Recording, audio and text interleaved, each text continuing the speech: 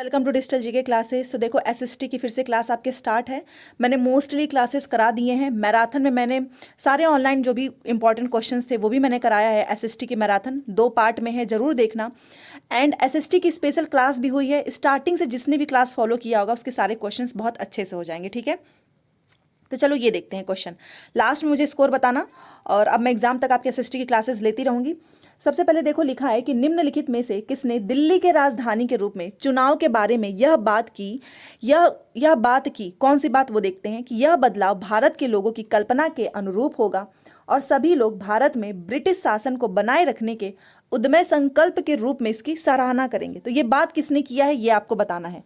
तो ऐसे लाइन वाले क्वेश्चंस आते हैं, तो आप मुझे इसका आंसर बताइए और सब्सक्राइब जरूर कर लीजिएगा सो दैट आपको हर इन्फॉर्मेशन मिलती रहे, ठीक है। तो देखो ये किसने कहा था कि यह बदलाव भारत के लोगों की कल्पना के अनुरूप होगा। तो इसका राइट आंसर हो जाएगा एडवर्ड लुटियंस। नाम याद रखना, एडवर्ड लुटियंस के द्वारा कहा गया था कि ये जो बदलाव है जो कि दिल्ली की राजधानी के रूप में चुनाव के बारे में इन्होंने कहा था, ठीक है। पहला ऑप्शन सही हो गया। चलो दूसरे पे चलते हैं, पेयर वाले क्वेश्चंस, और ये भी आएंगे आपके एग्जाम में। देखो यहां पर जो है सूची 1 है, सूची 2 है, भाषाविद, मुंशी, प्राच्यवादी, वर्नाकुलर, इनके बारे में यहां पर लिखा है, आपको बताना है सही आंसर, ठीक है। तो चलो सॉरी, तो जो भी इसमें होगा आप वो कर सकते हैं, मतलब एक भी अगर आपको आ रहा है ना तो आराम से आप ऑप्शंस को एलिमिनेट कर सकते हैं। तो जैसे कि मैं आपको बता सकूं भाषाविद क्या होता है। भाषाविद किसे कहते हैं कि ये स्थानीय भाषा या बोली जो मानक भाषा से अलग है, मानक भाषा से अलग होती है। कोई भी बोली या फिर कोई जो हमारी क्षेत्र की लैंग्वेज होती है उसे बोलते हैं भाषाविद, ये एकदम करेक्ट है। अब ये मुंशी किसको कहते हैं? मुंशी जो एशिया की भाषा और संस्कृति का गहन ज्ञान रखता है। तो ये हमारा हो गया ए का 4 एंड बी का हो गया हमारा 2। प्राच्यवादी किसे कहते हैं मैं आपको बता देती हूँ, पूरा नोट कर लीजिएगा। प्राच्यवादी किसे कहते हैं? तो जो कई भाषाओं को जानता और पढ़ता है उसे प्राच्यवादी कहते हैं। तो ये हो गया हमारा इससे। एंड वर्नाकुलर ये रहा ऑप्शन नंबर 1 की जो फारसी पढ़ना लिखना और पढ़ाना जानता हो उसको वर्नाकुलर बोलते हैं। तो सी का क्या हो गया हमारा तीसरा, एंड डी का क्या हो गया हमारा पहला। जहां पर भी ऐसा ऑप्शन दिखेगा हम उसको करेक्ट कर देंगे। तो चलो देखते हैं ए का चौथा, बी का दूसरा, यहाँ पर एक ही ऑप्शन बस है ही, बाकी कहीं पर भी नहीं है। अच्छा एसएसटी की यही खास बात होती है, पेपर में देखना एक भी क्वेश्चंस का ना तुरंत आंसर आप निकाल लोगे। तो ऑप्शन नंबर 2 के साथ जाएंगे, दिस इज राइट। इंग्लिश में भी देख लीजिए।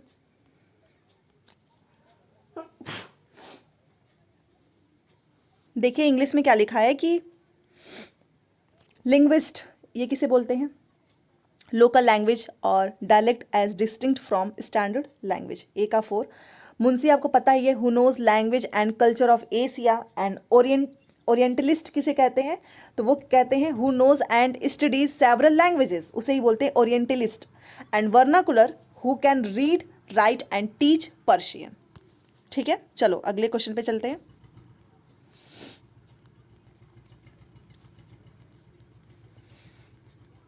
ये रहा हमारा अगला क्वेश्चन, और बड़े ही लॉन्ग क्वेश्चंस आएंगे एग्जाम में आपके, इसको पढ़िए। प्राचीन समय में भारत में तीर्थ यात्रियों के बारे में निम्नलिखित में से सही कथन बताना है, ठीक है। तो वो कौन सा होगा हम देखते हैं। पहला देखो क्या लिखा है कि फाशियन भारत में संस्कृत सीखने और भारतीय व चीनी राजाओं के बीच व्यापार संबंध स्थापित करने आया था। क्या ये सही है? नहीं, ये सही नहीं है। बी देखो, स्वयं त्सांग बुद्ध के जीवन से संबंधित स्थानों व प्रसिद्ध बौद्ध मठों को देखने आया था, ये बात एकदम सही है। एंड सी, चीनी बौद्ध यात्रियों ने अपने द्वारा इकट्ठी की गई किताबों व देखे गए बौद्ध मठों के बारे में विस्तार पूर्वक लिखा, ये भी बात सही है। तो इसमें केवल बी और सी सही है, ए हमारा गलत है, तो इसको ध्यान रखिएगा। तो इसका हो जाएगा ऑप्शन नंबर 2। चलो अब ये क्वेश्चन,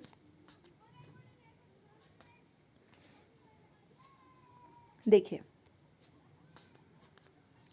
आपको ये अभिकथन और रीजन पढ़ना है और इसमें सही चीज आपको बतानी है, ठीक है, क्या सही है।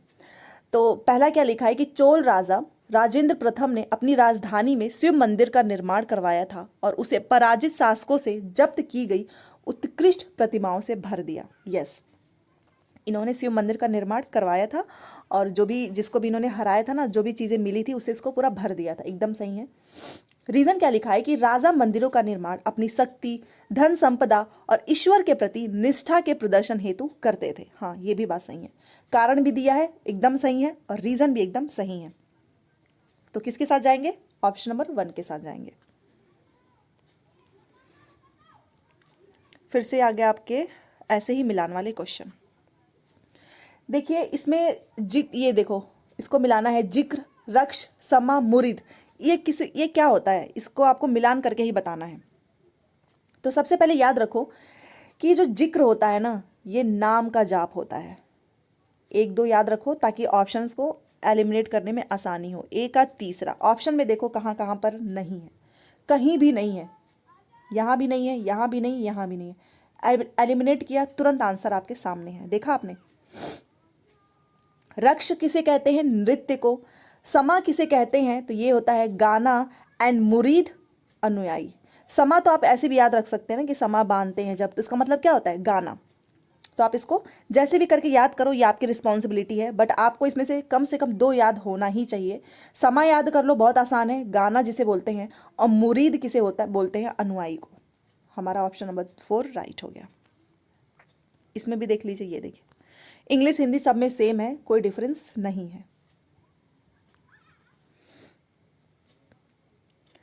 अब ये क्वेश्चन है 36।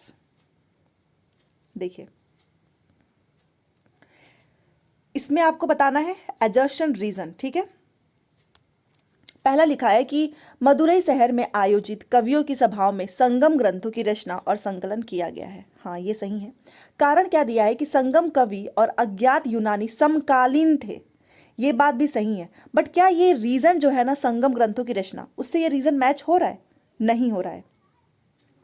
दोनों कथन सही है, बट ये इसकी सही व्याख्या नहीं है। तो हमारा ऑप्शन नंबर 2 जो है वो राइट हो जाएगा। अब ये देखते हैं, निम्न में से किस ग्रंथ किताब में गढ़ कटंगा के गोंड साम्राज्य का उल्लेख मिलता है जिसमें इतने गांव थे? 70,000। सोचिए, इतने गांव थे। कहां पर ये मिलता है, किस किताब में, ये आपको बताना है। तो मैं आपको बताती हूँ, ये फैक्चुअल क्वेश्चन ही है और इसका है अकबरनामा। याद रखना, अकबरनामा किताब में गढ़ कटंगा के गोंड साम्राज्य का उल्लेख मिलता है जिसमें 70,000 गांव थे। चलो क्वेश्चन नंबर 38 देखते हैं।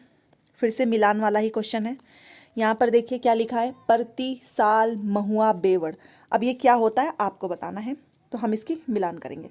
सबसे पहले देखो, परती पता होगा तो आप कर लेंगे। परती क्या होता है? कुछ समय के लिए बिना खेती छोड़ दी जाने वाली जमीन। आपने सुना होगा गांव में लोग बोलते हैं कि अरे वो खेत परती पड़ा हुआ है, मतलब वहां पर आपने ऐसे इसको छोड़ दिया है। आसान है, याद रख लेना। साल क्या होता है? ये एक पेड़ होता है, इसका नाम आपको पता ही होगा।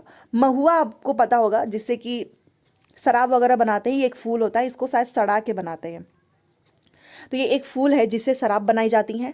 और बेवड़ क्या है? घुमंतु खेतों के लिए इस्तेमाल होने वाला शब्द। ठीक है, घुमंतु। तो ये आसान है, आप इसको याद रखिएगा, हिंदी इंग्लिश दोनों में सेम है। तो इसका ए का क्या हो गया? पहला। बी का हो गया तीसरा। इससे भी हम एलिमिनेट करेंगे ऑप्शंस को। ए का पहला, बी का तीसरा। देखो बस यहीं पर है और कहीं पर भी नहीं है। तो यही आसान तरीका है क्वेश्चंस करने का। अब ये है 39 और ये मैंने एक बार और आपको करवाया है। देखिए, लिखा है कि औपनिवेशिक काल में विधवा विवाह के संदर्भ में कौन सा कथन सही है? अगर आपने ये पढ़ा होगा तो आपको पता होगा ना, ईश्वर चंद्र विद्यासागर ने ही इसके पक्ष में, मतलब इसका विरोध किया था कि विधवा विवाह नहीं होना चाहिए। ठीक है, तो ये आपको पता होना चाहिए। पहले देखो क्या लिखा है कि विधवा विवाह के पक्ष में 1756 में एक कानून पारित किया गया। नहीं, आप मुझे सही डेट, सही सन बताइएगा। ईश्वर चंद्र विद्यासागर ने विधवा विवाह के पक्ष में प्राचीन ग्रंथों का हवाला दिया था। हाँ, ये बात सही है, एकदम करेक्ट है। विधवा विवाह कानून पारित होने के बाद विवाह करने वाली विधवा महिलाओं की संख्या में काफ़ी बढ़ोतरी हुई थी। नहीं, उसके बावजूद भी लोग जो है इसका विरोध करते थे कि शादी नहीं होनी चाहिए विधवा महिलाओं की। जिन विधवाओं ने विवाह किया उन्हें समाज ने आसानी से स्वीकार किया, यहाँ तक कि रूढ़िवादी तबके ने तो उनकी प्रशंसा भी की। एकदम गलत है, एक्सेप्ट ही नहीं किया था, और शायद अभी तक ये सारी चीज़ें वैसे ही चली आ रही हैं। Option number 2 is right. अब ये हमारा अगला क्वेश्चन देखिए। क्वेश्चन पढ़ते हैं पहले। ए कथन बी कथन दिया है, सही कथन आपको बताना है, दोनों में से कौन सा है। ठीक है, लिखा है ईश्वर चंद्र विद्यासागर ने जाति व्यवस्था की आलोचना करने वाले एक पुराने बौद्ध ग्रंथ का अनुवाद किया, ये सही है। या फिर कुछ समाज सुधारकों ने भारत में जातीय गैर बराबरी की आलोचना की। देखो इन्होंने तो, ईश्वर चंद्र विद्यासागर ने तो ये विधवा लोगों की जो शादी है महिलाओं की, उससे रिलेटेड काम किया था। ठीक है, तो ये इसलिए गलत हो जाएगा। और ये बी वाला सही है कि कुछ जो समाज सुधारक थे उन्होंने भारत में जातीय गैर बराबरी की भी आलोचना की थी। तो केवल इसमें दूसरा सही है, पहला हमारा नहीं है। चलिए, क्लास अच्छी लग रही होगी तो लाइक शेयर सब्सक्राइब कर दीजिएगा चैनल को। अब यहाँ पर देखो फिर से वही है, एजर्शन रीजन, ये पीछा नहीं छोड़ेगा आपका। देखो क्या लिखा है कि डॉक्टर भीमराव अंबेडकर ने औपनिवेशिक काल के दौरान मंदिर में प्रवेश आंदोलन की अनुमति अगुवाई थी। यस, औपनिवेशिक काल में ही इन्होंने मंदिर प्रवेश के लिए आंदोलन वगैरह स्टार्ट किया था। कारण क्या लिखा है कि डॉक्टर भीमराव अंबेडकर चाहते थे कि लोग यह देखें कि समाज में जाति पूर्वाग्रहों की जकड़ कितनी मजबूत है। ये भी सही है, क्योंकि कास्ट का जो सिस्टम है कि निचली जो जाति है वो मंदिर में प्रवेश नहीं कर सकती है, और शायद ये आज भी अभी तक पूरी तरह से खत्म नहीं हुआ होगा। आपने देखा ही है न्यूज़ वगैरह में। दोनों बात सही है, रीज़न भी एकदम सही है। ठीक है, तो हम किसके साथ जाएंगे? पहले के साथ। चलो अगले क्वेश्चन पे। ये रहा हमारा अगला क्वेश्चन। देखिए, इसमें लिखा है कि बिरसा आंदोलन के विषय में आपको सही कथन बताना है। ठीक है, बिरसा आंदोलन के बारे में बात हो रही है, तो चलो पढ़ लेते हैं क्या चीज़ें सही हैं। पहला लिखा है कि बिरसा का आंदोलन आदिवासी समाज को सुधारने का आंदोलन था। ऑफ कोर्स पढ़ा होगा, अगर आपने तो आपको पता होगा। एंड अगला क्वेश्चन देखिए बी, बिरसा अपने जीवन के उत्तरार्ध में मिशनरियों और हिंदू जमींदारों का लगातार विरोध करने लगे। हाँ, ये बात भी सही है।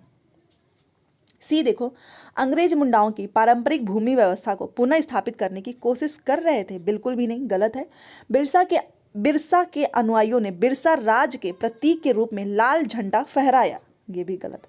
केवल इसमें ए एंड बी हमारा राइट होगा। So option number 1 is right. अगले क्वेश्चन पे चलो, ये रहा, और ये भी क्वेश्चन बहुत फेमस क्वेश्चन है, कई बार पूछा हुआ है। देखिए, रीजन एजर्शन रीजन, यही क्वेश्चन आया है फिर से।